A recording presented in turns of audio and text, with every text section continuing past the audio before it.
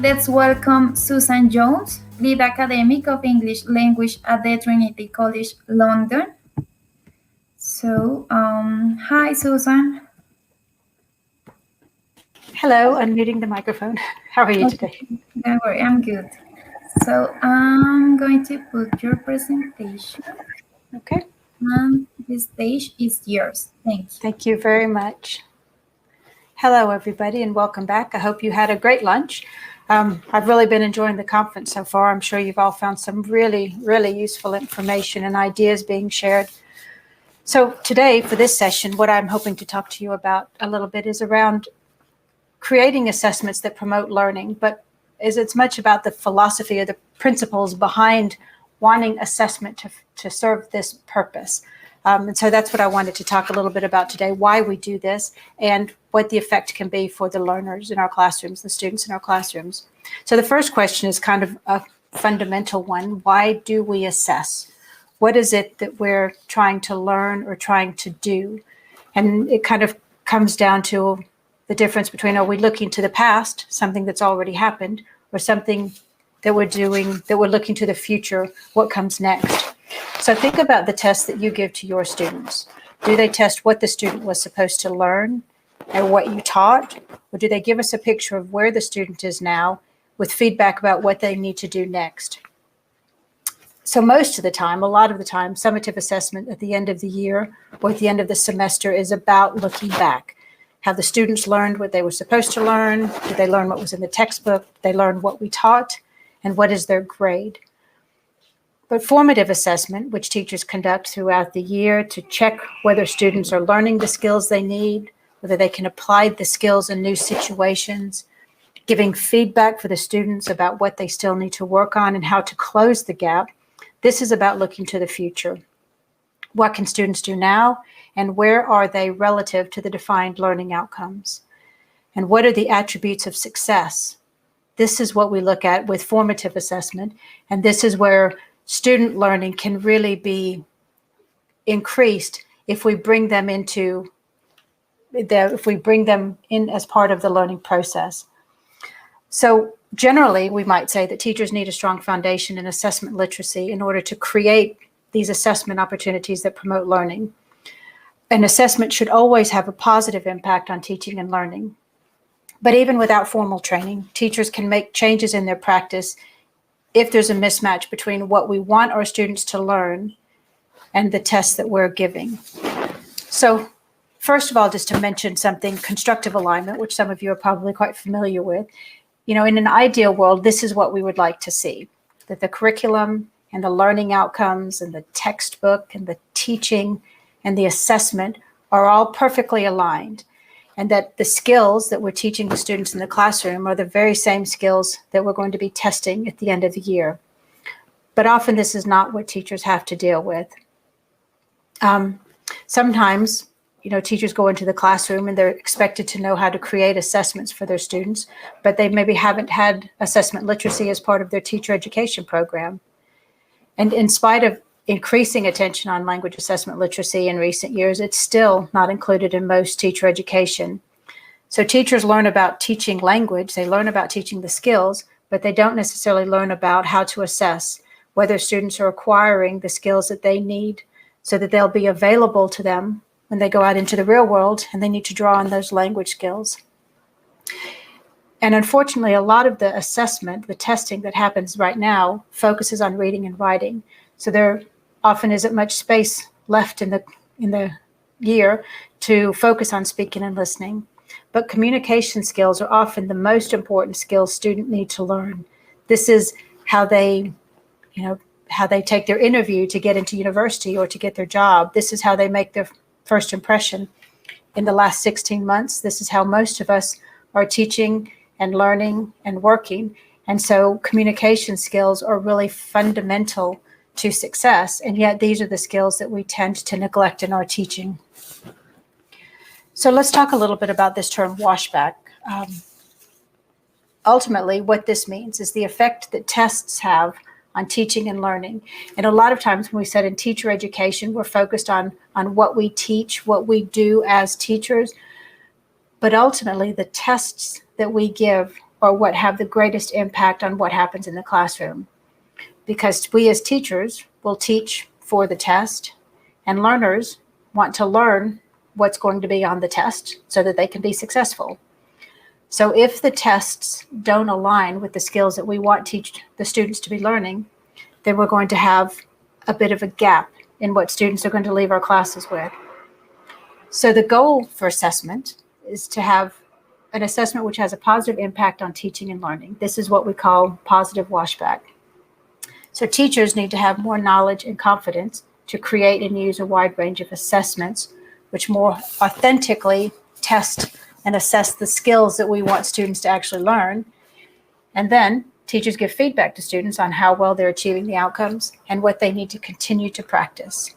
So this becomes what we call a virtuous cycle of teaching and learning and testing and feedback, which gives students kind of personal agency in the learning process and will have a positive impact on what they learn.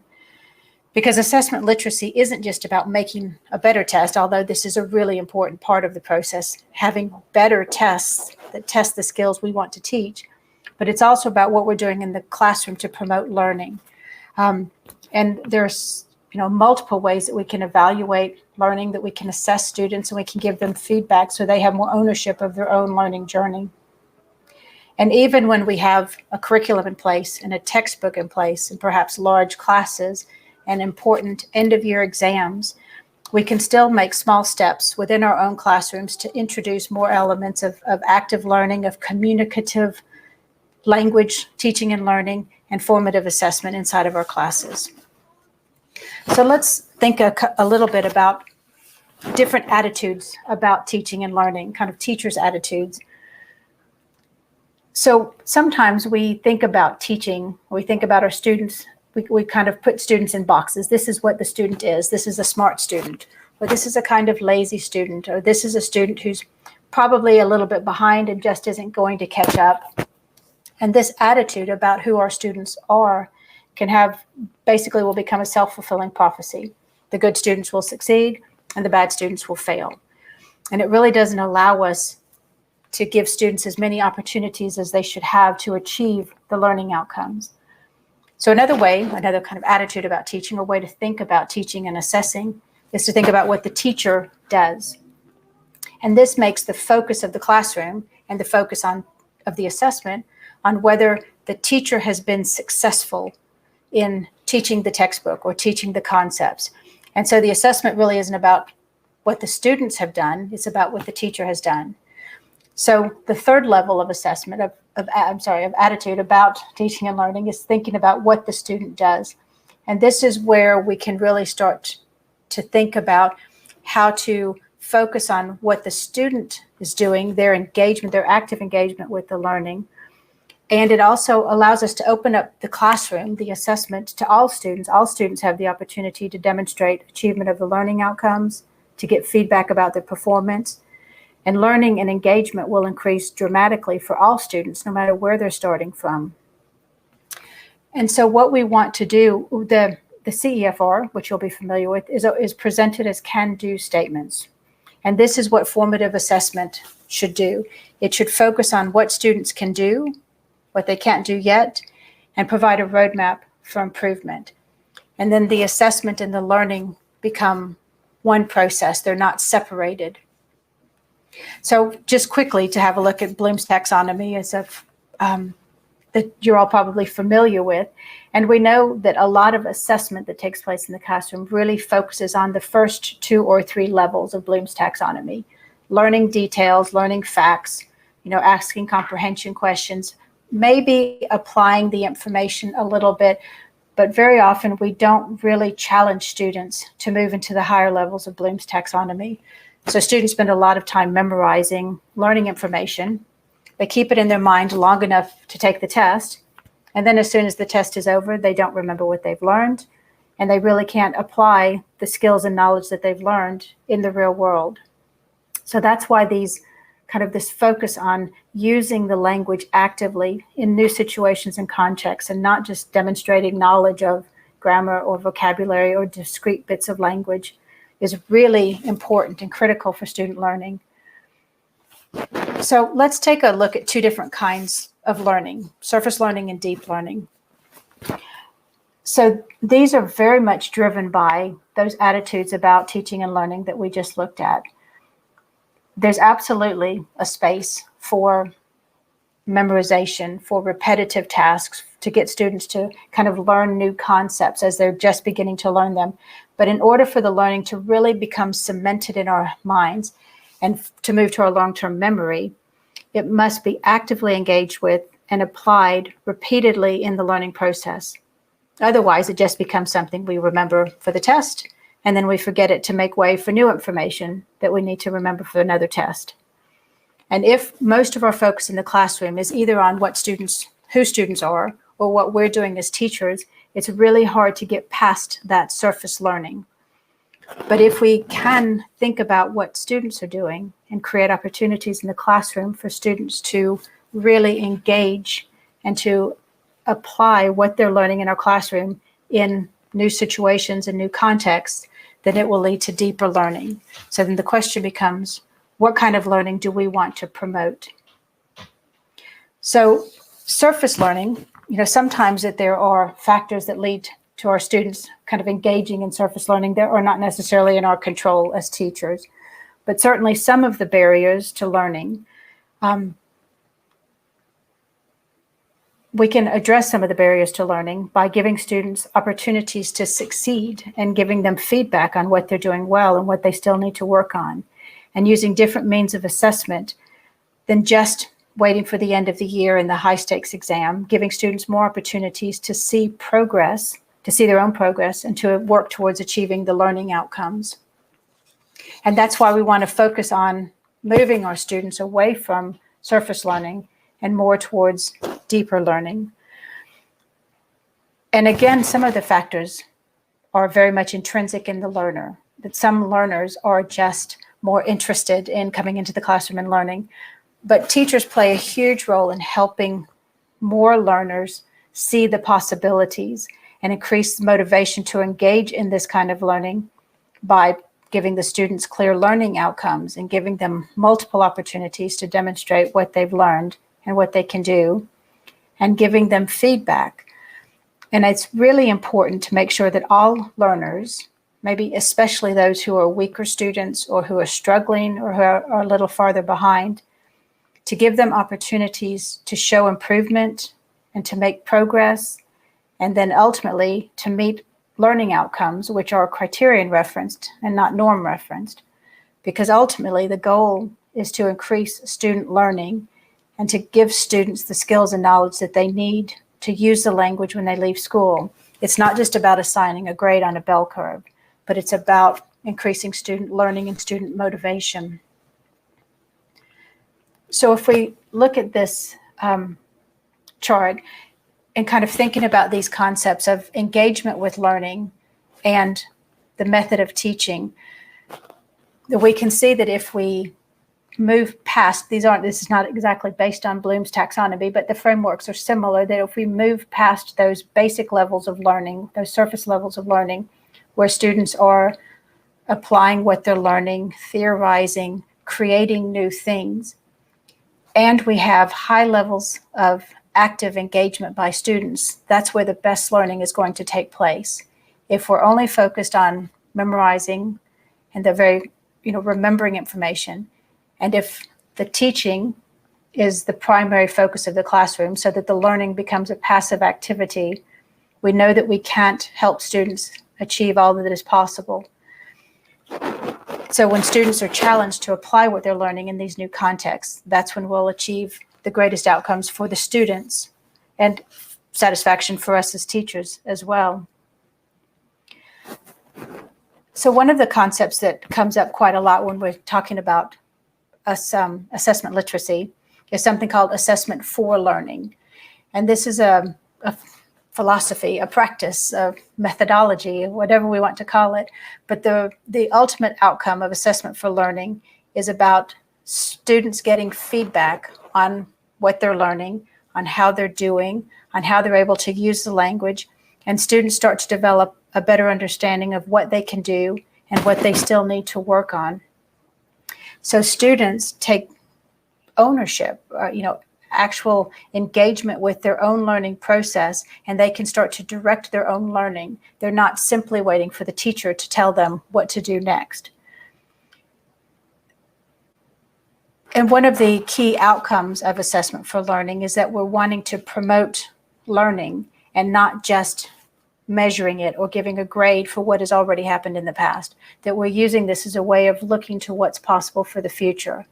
And some of these assessment practices that promote deeper learning, that promote deeper engagement with the learning outcomes, are activities such as task-based learning or project-based learning, where the teaching and the learning and the assessment are all part of one cycle. And when the assessment is done, the students receive feedback, which allow them to move on to the next stage of learning. And all of this type of assessment is about helping the students achieve the skills and knowledge that they need to have. It's not just about the end of year assessment or making the best grade. It's about really learning and internalizing those skills that students need to be able to use their language skills successfully after school. And some practices that sometimes we don't think about, often where we get into the routine of reading and writing, students writing essays to demonstrate something that they've learned, but giving students choices about the format of assessment based on their preferences. Maybe not everybody needs to be assessed exactly the same way. And so students being able to make videos or make posters or do a presentation as an alternative to just writing an essay can be a really liberating way to allow students to demonstrate what they're learning. And it's also really important to think about integrated skills assessment, that assessment is not about each one of the skills being learned and then assessed separately. In the real world, we use the skills together, speaking and listening, reading and writing, of course, that we're familiar with, but even listening into writing tasks or reading into speaking tasks, or to switch the speaking and listening paradigm, listening into speaking tasks, and elevating the importance of the listening skill as part of the communication process. That all of these kinds of day-to-day activities, of learning activities, are actually assessment activities, and it's ways for students to show us what they've learned and what they can do, and a way for teachers to be able to give feedback to help students on their learning journey. And one of the reasons, as we're coming to a close here, of why this is so important is that if we think about the skills that our students really need to have when they finish school, what is it that we want them to be able to do? And when we see surveys of employers and ask them about the kinds of skills they want new employees, new hires to have, we see very common lists of skills. And of course, these will all be familiar to you. But almost always at the top of the list is communication skills and critical thinking and an ability to work together in teams and collaborate. And creativity is increasingly seen as a really important skill for students, for young workers to come into the workplace with. Very rarely do you ever hear employers say that what they want is for students to know a lot of facts or to have all the information, because they can learn that when they start working.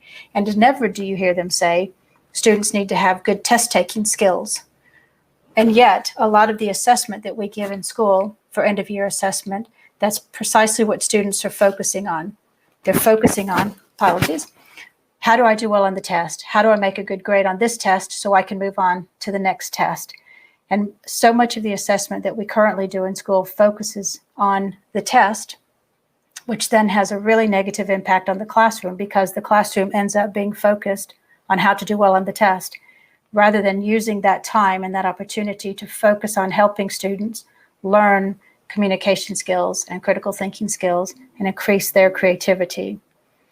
And just as a final note, I was looking at some research from Latin America recently, and one of the facts that was one of the ideas that was promoted in the research was that in surveys of employers was the idea that speaking English fluently can increase a young person's earning opportunities as much as graduating from secondary school, and about half as much as earning a bachelor's degree. So when we talk about increasing students' communication skills with language, it's not just an academic or theoretical discussion that we're having. It really is a way for them to change their lives. And so this focus on students learning the skills they need for their life after school really is quite critical for their success. So on that note, I'd like to say thank you very much for coming today. I hope you all enjoy the rest of the conference. I would like to close by saying, we all know that assessment is really hard. Good assessment is hard, because if it were easy, of course, we would all do it and we wouldn't be here talking about it. But that's why it's so important to think about small things that we can do in our classes to help ensure that students have the best opportunity to learn the skills that they need and to be successful when they leave school. So thank you very much for your time today.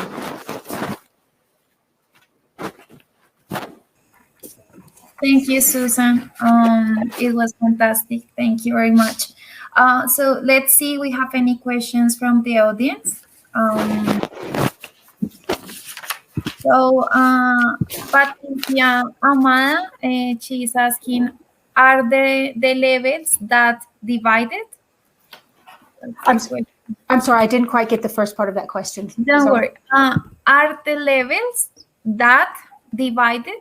She puts like that way. Well, I think it's not necessarily a progression of levels. It's more kind of different attitudes about teaching and learning. And a lot of times we tend to get focused on those lower, levels 1 and 2 by, kind of prescribing who we think the students are and then treating them that way for the whole class, for the whole year, and not necessarily giving them more opportunities to show that maybe we're wrong about them. Maybe they can do something more if we give them an opportunity. And level 2 is just the focus is very much on what I do as the teacher. So all of the responsibility becomes about what I'm doing rather than what the students are doing. And then level 3, so it's not necessarily hierarchical levels, it's more just different ways of thinking about the classroom. And if we can shift our focus away from just what we do as teachers, but really focus on what students are doing with the information that they're learning, that's where we can start to make real changes in the classroom. But it requires us to give students a little bit more ownership and control, and perhaps us giving up a little bit of control, which isn't always easy to do as a teacher. Thank you, Susan. Newton Monteiro asked, do you think it's appropriate for teachers to prepare specifications or table of specifications even for non-traditional alternative assessment tasks? To prepare a specification?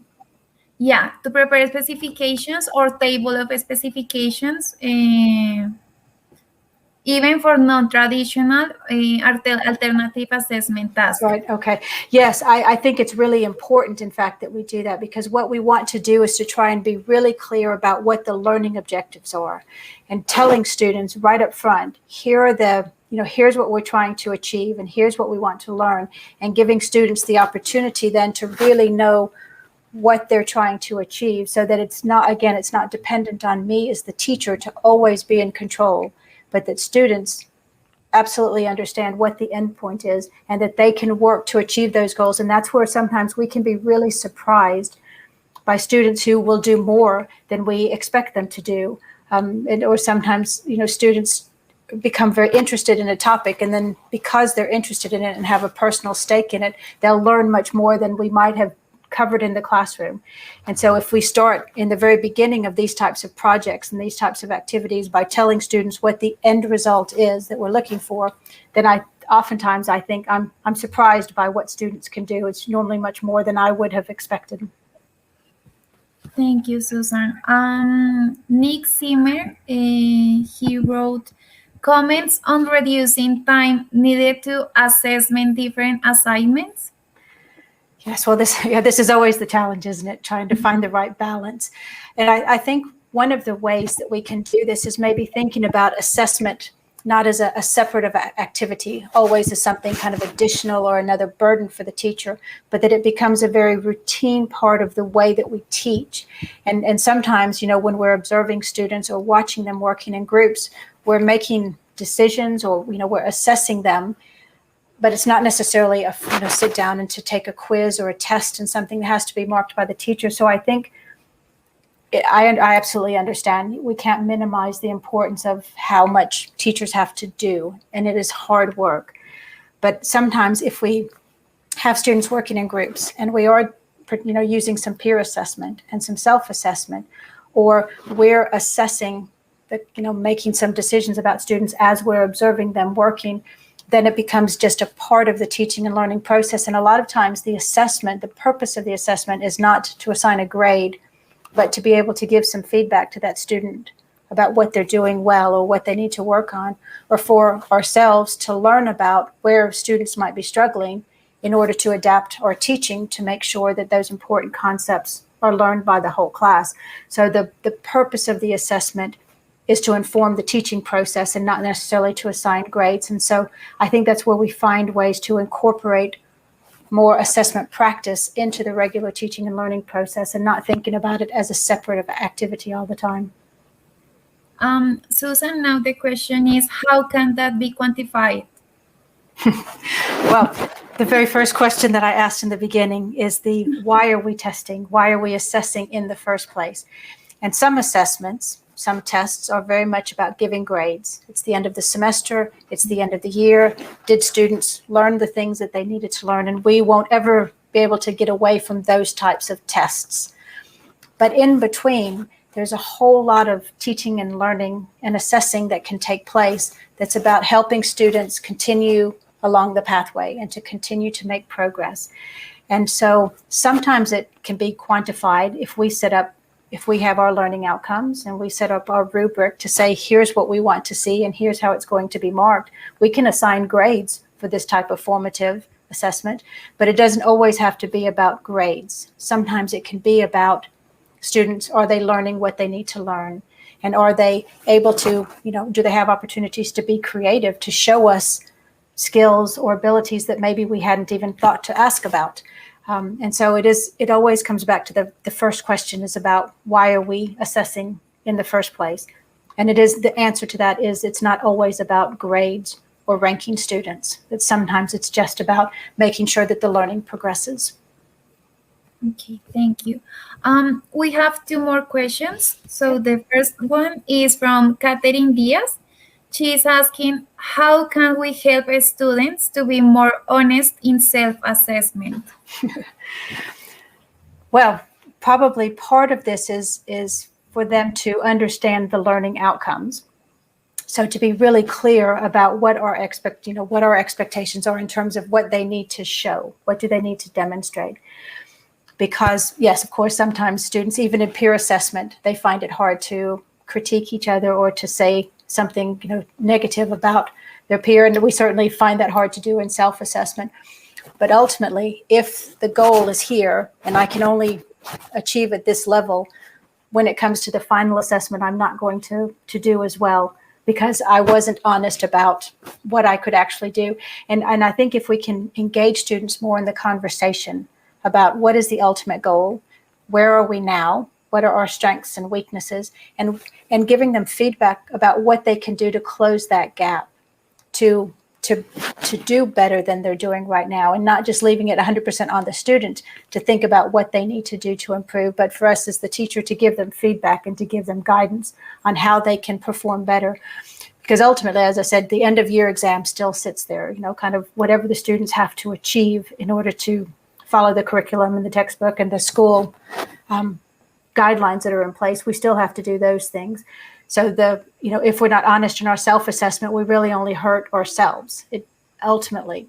And so I think it's just about bringing students into the conversation and helping them see the benefits of evaluating themselves honestly and figuring out how they can improve. Thank you. And our last question is from Liberato Silva. He says, could you please share some current literature or bibliography on the theme of creating assessment that promote learning? So if you have some reference or pages. I can share something, perhaps. I mean, I've left my email. Oops. I don't know if I left it up long enough for everyone to see it. I guess it'll be available in the bio data the course. So you're welcome to send me an email, and I'd be happy to share some literature with you on more than anything. What I would say is that we have to think about those small things that we can do within our classrooms and within, the confines of all the other work that we have to do as teachers, that it's not easy to make wholesale changes, but sometimes just small changes in our practices. But I'm happy to share some literature if you'd like to write. Thank you, Susan. Time is over. So now I would like to thank you very much for your presentation. It was great. Thank you very much. It was real joy. And everyone enjoy the rest of the conference. It's been really great so far. Thank you all for organizing it so well.